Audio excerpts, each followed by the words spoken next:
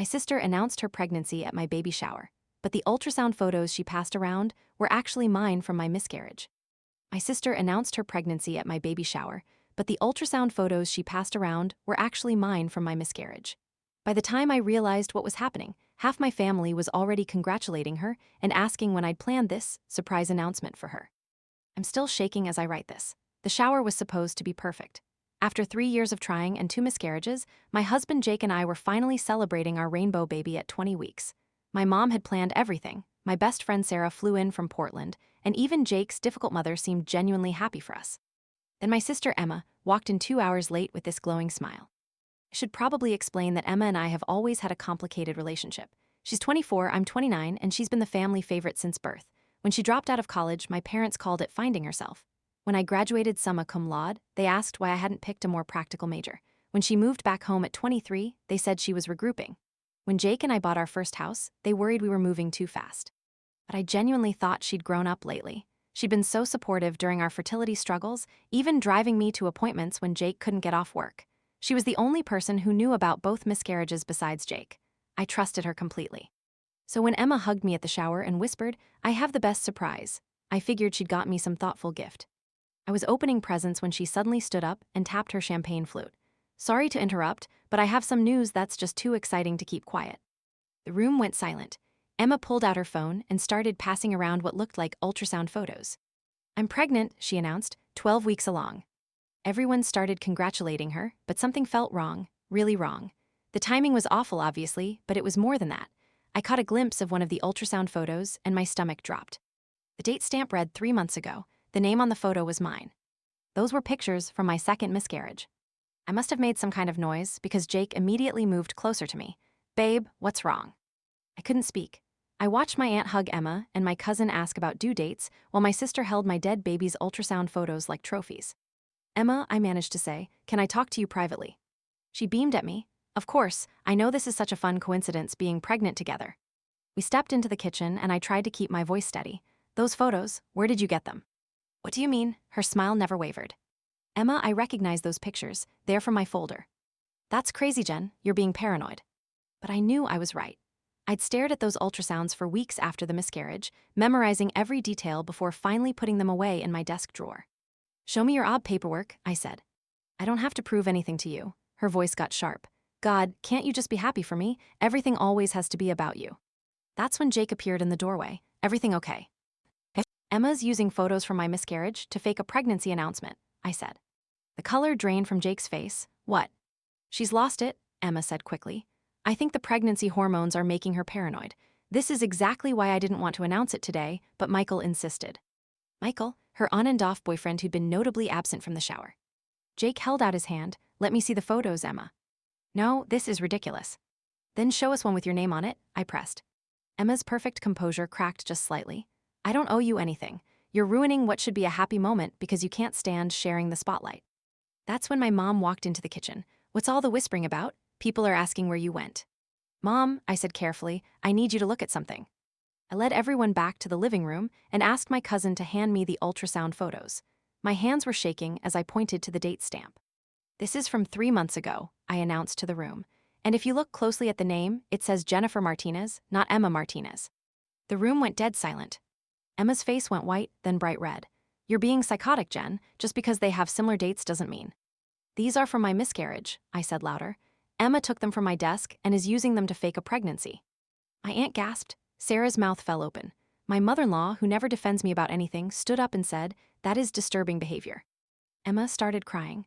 "I can't believe you'd accuse me of something so horrible just because you're jealous. Yes, I'm pregnant. Yes, maybe I grabbed the wrong photos from my purse, but that doesn't mean I'm faking anything." The wrong photos from her purse. She just admitted to having my ultrasound pictures. "Why would you have my photos in your purse at all?" I asked. Emma's crying got louder, but she didn't answer. My mom looked confused and upset. "Emma, honey, maybe you should explain."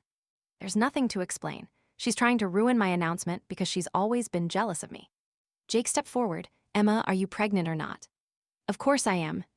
"Then you'll have no problem taking a pregnancy test right now," he said. "There's a dollar store 2 blocks away."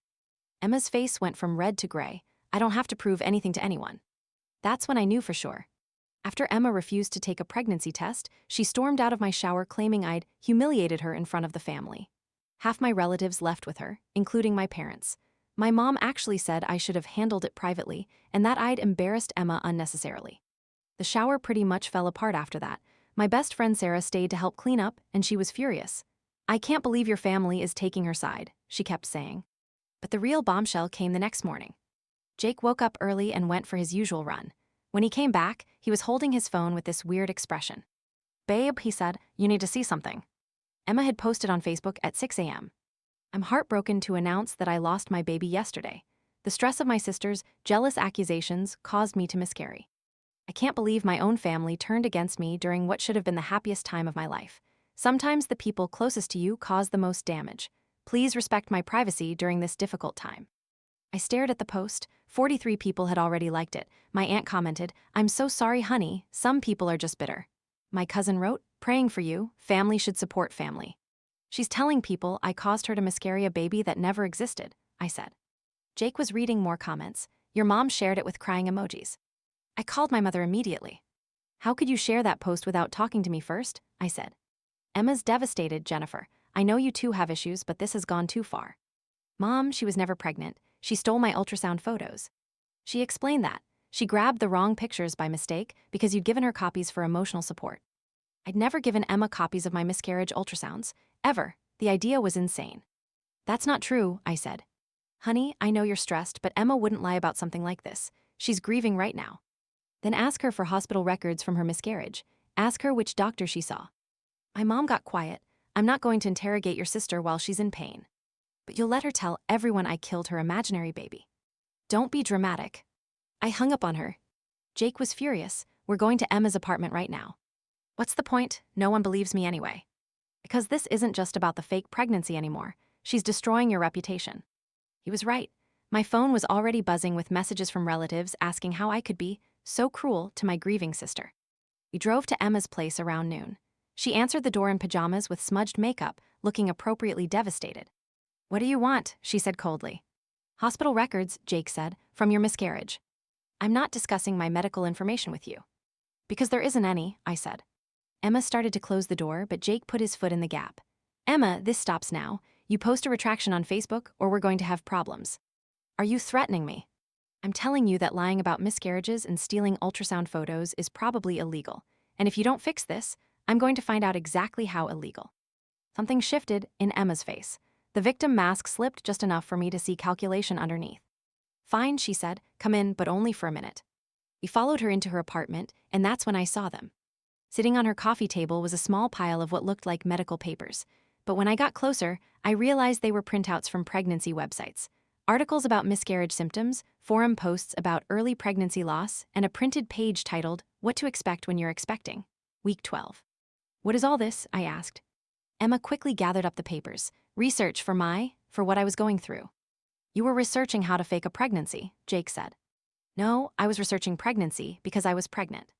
"Then show us one piece of real medical documentation," I pressed.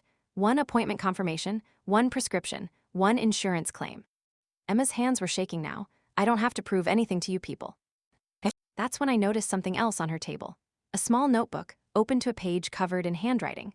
I managed to read a few lines before Emma slammed it shut. "Week 12, morning sickness should be obvious. Complain about fatigue. Need ultrasound photos. Check Jen's desk when she's at work. Announce at baby shower for maximum impact." It was a plan. She'd planned the whole thing. "Emma," I said quietly, "why?" For just a moment, her face crumpled, and she looked like the little sister I used to protect from bullies. "Because everything's always been about you," she whispered. "Your perfect marriage, your perfect house, your perfect pregnancy. Mom and Dad act like you walk on water. I just wanted one day where I was the special one. So you stole my dead baby's photos." She flinched. "I didn't mean for it to go this far. I was going to lose the baby in a few weeks anyway, but then you recognized the pictures and you decided to blame me for killing your fake baby." Emma started crying again, but this time it seemed real. "I'm sorry, I'm so sorry, I'll fix it." But she didn't fix it. What she did instead changed everything. After Emma's tearful confession and promise to fix everything, Jake and I went home thinking the nightmare was over. Emma was supposed to post a retraction on Facebook explaining that she'd made a mistake during an emotional time. Instead, she doubled down in the worst possible way.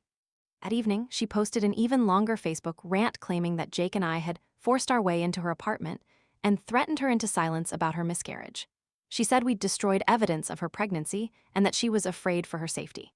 But the real kicker, she posted photos. Photos of her coffee table with the medical research papers, but she'd cropped out the parts about faking symptoms. To anyone scrolling by, it just looked like pregnancy research from a grieving mother. And photos of her tear-stained face with a caption about being terrorized by family members who refuse to believe my loss is real. The post went viral in our town. Not internet-famous viral, but viral enough that I started getting dirty looks at the grocery store. Someone at Jake's work apparently saw it and asked if he was the guy harassing his pregnant sister-in-law.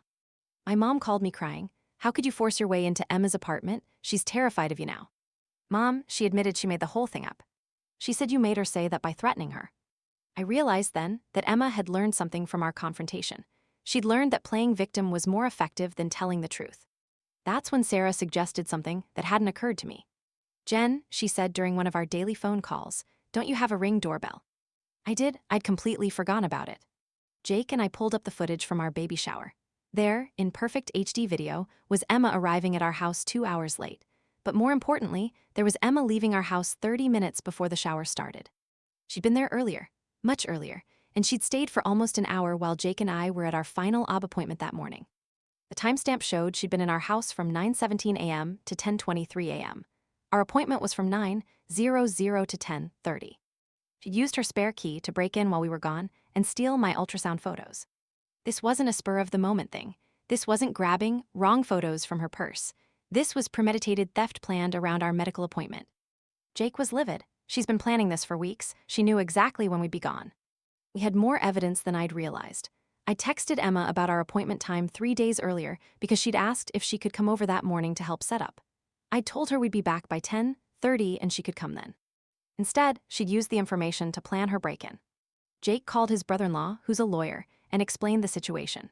By Wednesday, we had a cease and desist letter delivered to Emma demanding she retract her false statements or face legal action for defamation, harassment, and theft. Emma's response was to call my mother sobbing about how we were trying to sue her for having a miscarriage. But my mom's response surprised me. "Emma," I heard her say, Emma had me on speaker for some reason, "I need you to be completely honest with me. Were you actually pregnant?" There was a long silence. "I can't believe you're taking their side," Emma finally said. "That's not an answer, sweetheart." Another silence. "It doesn't matter now," Emma whispered. "The baby's gone either way." I think that's when my mother finally understood. Emma couldn't say yes because it wasn't true, but she wouldn't say no because her entire story would collapse. "Oh, Emma," my mom said quietly, "what have you done?" The Facebook post came down that night. Emma posted a short message saying she'd been mistaken about some details due to grief and apologized for any confusion. She blocked me immediately afterward. My parents came over the next day. My dad looked exhausted, and my mom had clearly been crying. "We owe you an enormous apology," my mom said. "I don't understand why she did this, but it's clear she did." "The Ring camera footage helped," Jake said dryly. My dad rubbed his forehead. "Emma's moving back to Austin next month. She says she needs a fresh start, somewhere people don't know about her loss." I almost laughed at that. Even in defeat, Emma was sticking to her story. "What about the family who believed her?" I asked.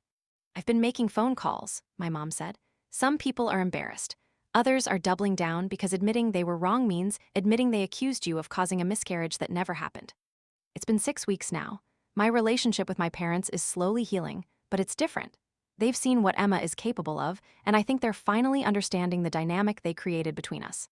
Jake and I decided not to pursue legal action since Emma retracted her posts and moved away. Our lawyer said we had a solid case, but honestly, I just wanted it over. The best part, our actual baby shower. Sarah organized a do-over shower with just the people who'd stood by us through everything. It was small, perfect, and drama-free. My mother-in-law, who surprised everyone by being firmly in our corner, gave the sweetest toast about family loyalty and protecting the people you love. Emma sent a baby gift to my parents' house with no note, just a generic outfit in newborn size, probably ordered online. My mom asked if I wanted it. "Donate it," I told her. Our daughter was born healthy 3 months later. Emma never reached out, even though I know my parents told her about the birth. I used to think family meant forgiving anything, but I've learned that some betrayals change things permanently. Some people don't deserve access to your life, even if you share DNA.